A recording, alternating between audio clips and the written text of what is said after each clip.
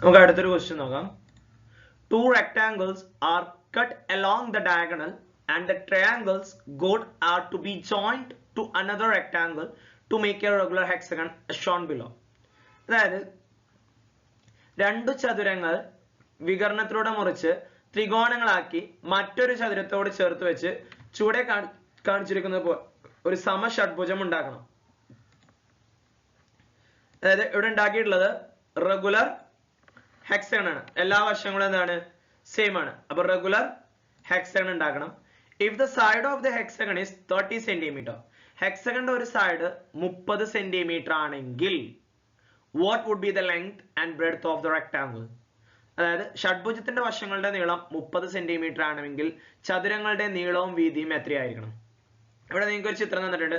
ഇതിൽ ഓരോ സൈഡും 30 ആണെന്നാണ് പറയുന്നത്. അങ്ങനെ 30 ആവണമെന്നുണ്ടെങ്കിൽ ഈ ചതുരങ്ങളുടെ ഒക്കെ ലെങ്ത്തും ബ്രെഡ്ത്തും കാണണം. അതായത് രണ്ട് സൈഡുകൾ കാണണം. അപ്പോ ഇവിടെ റെഗുലർ ഹെക്സഗണിന്റെ ആംഗിൾ, ഇതൊരു റെഗുലർ ഹെക്സഗൺ ആണെന്ന് പറഞ്ഞിട്ടുണ്ട്. അപ്പൊ ഈ മുഴുവൻ ആംഗിൾ മുഴുവനായിട്ട് എത്ര വരും? 120 വരും. മുഴുവനായിട്ട് എത്ര വരും? 120 വരും. ഓക്കെ. അതേപോലെ തന്നെ ഒരു സൈഡ് 30 എന്നും പറഞ്ഞിട്ടുണ്ട്. അപ്പൊ ഈ സൈഡ് 30 എന്ന് വരും. ഓക്കെ. 30 സെന്റിമീറ്ററോ metre whatever it is. Okay. എന്തായാലും സെന്റിമീറ്ററോ മീറ്റർ അത് ലെങ്ത് ആണ് കേട്ടോ. ഇനി ഇത് 120 ആണെന്നുണ്ടെങ്കിൽ ഈ ആംഗിൾ മാത്രമായിട്ട് എത്രയാവും? 60 ആവും. ഓക്കെ. ഇവിടെ 60, അപ്പൊ 120 ആയില്ലേ അല്ലെ? ആ 120നെ ഈക്വൽ ആയിട്ട് ഡിവൈഡ് ചെയ്തു കേട്ടോ.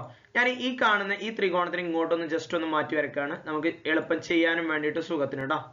ഇവിടെ 60 വരും. അപ്പൊ ഞാൻ 6 നിട്ടു. 60 ജസ്റ്റ് റെപ്രസെന്റ് ചെയ്യാൻ 6 നിട്ടു. ഇവിടെ 90 വരും. അങ്ങനെയാണെന്നുണ്ടെങ്കിൽ ഇവിടെ എന്ത് വരും? 30 വരും അല്ലെ? അപ്പൊ 30ന് ഓപ്പോസിറ്റ് 1, 60ന് ഓപ്പോസിറ്റ് √3, 90ക്ക് ഓപ്പോസിറ്റ് 2. രണ്ടിന്റെ സ്ഥാനത്തെ ലെങ്ത് നമുക്കറിയാം എത്രയാ? 30. അപ്പൊ ഒന്നിന്റെ സ്ഥാനത്ത് എത്രയാ? 15 അല്ലെ? 1ന് 15 വരുമ്പോഴല്ലേ 2ന് 30 വരാ. ഇനി 1ന് 15 ആണെന്നുണ്ടെങ്കിൽ √3ക്ക് എത്രയാ? 15 √3 അല്ലെ? അല്ലെ? അങ്ങനെ. ഓക്കെ. അപ്പൊ ഒന്നിന്റെ സ്ഥാനത്ത് 15, രണ്ടിന്റെ സ്ഥാനത്ത് 30 നമുക്ക് ക്വസ്റ്റ്യനിൽ തന്നാണ്. √3യുടെ സ്ഥാനത്ത് 15 √3. ഞാൻ ഈ റെക്ടാംഗിളിൽ അടയാളപ്പെടുത്താൻ പോവാണ് കേട്ടോ. അപ്പൊ നമുക്ക് കിട്ടി. ഞാൻ ഈ ചിത്രങ്ങളൊന്നും കൊടുക്കാൻ പോവാണ്. ഈ ലെങ്ത് 15 √3. ഓക്കെ. ഇത് 15 √3. അപ്പൊ ഇവിടെ എന്ത് വരും? 15 √3.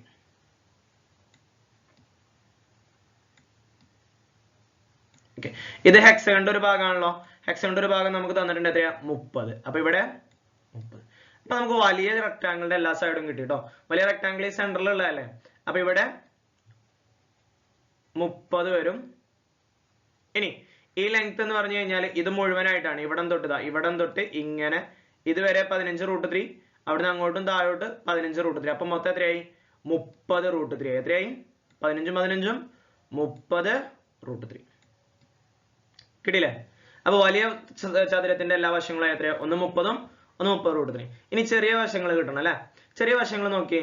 ഈ ലെങ്ത് എടുത്താണ്ട് അല്ലെങ്കിൽ എന്താ പറയാ, ഈ ത്രികോണത്തിന്, ഇവിടെ ഉള്ള ത്രികോണത്തിന് എടുത്താണ്ട് നേരെ ഇങ്ങോട്ട് കൊടുന്ന് വെച്ചിരിക്കണം അല്ലെ? അപ്പൊ ഈ ലെങ്ത് എന്ന് പറയുന്നത് ഈ 15 √3 അല്ലേ വരിക അല്ലെ? ഈ നീളം കൂടിയാൽ ലെങ്ത് എന്താ വരിക? ഈ ലെങ്ത് അല്ലേ വരിക അല്ലെ? ശരിക്കും ഒന്ന് ശ്രദ്ധിച്ചു നോക്കിയേ. ഈ മൂല എടുത്താണ്ട് ഇവിടെ കൊടുന്ന് വെച്ചിട്ട് ഇത് രണ്ടും കൂടി കൊടുന്നിട്ട് ഇവിടെ വെച്ചു. ഇതും അതേപോലെ തന്നെയാണ്. ഈ ലെങ്ത് എടുത്തിട്ട് ഇത് കൊടുന്നിട്ട് ഇവിടെ കൊടുന്ന് വെച്ചിട്ട് ഇവിടെ കൊടുന്ന് വെച്ചു. ഓക്കെ. അപ്പോഴാണ് നമുക്ക് രണ്ട് ട്രയാങ്കിൾ ഉണ്ട്. അപ്പോ ഈ ലെങ്ത് ആണ് ഇവിടെ ഈ റെക്ടാംഗിളിന് ചേർത്ത് വെക്കുന്നത്. അത് 15 √3. ഓക്കെ. അത് 15 √3. ഇനി ഈ നീളം ഇതാണ് ഇവിടെ ഈ ചേർത്ത് വെക്കുന്ന ഭാഗത്തിന്റെ നീളം. അത് 15 എന്നും കിട്ടി. അപ്പൊ എല്ലാ സൈഡും ആയില്ലേ അല്ലെ? ഓക്കെ.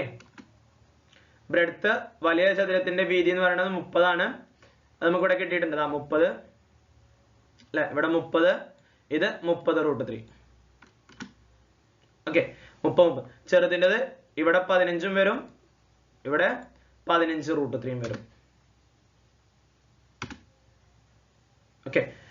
ഓക്കെ ആണല്ലോ? അപ്പൊ റെഗുലർ ഹെക്സഗണിന്റെ ആംഗിൾ 120 ആയിരുന്നു. ആ 120നെ സ്പ്ലിറ്റ് ചെയ്തിട്ട് 60, 30 എന്ന് പറയുന്ന ട്രയാംഗിൾ ആക്കിയിട്ട് നമ്മൾ ഓരോ സൈഡുകൾ കണ്ടുപിടിച്ചു.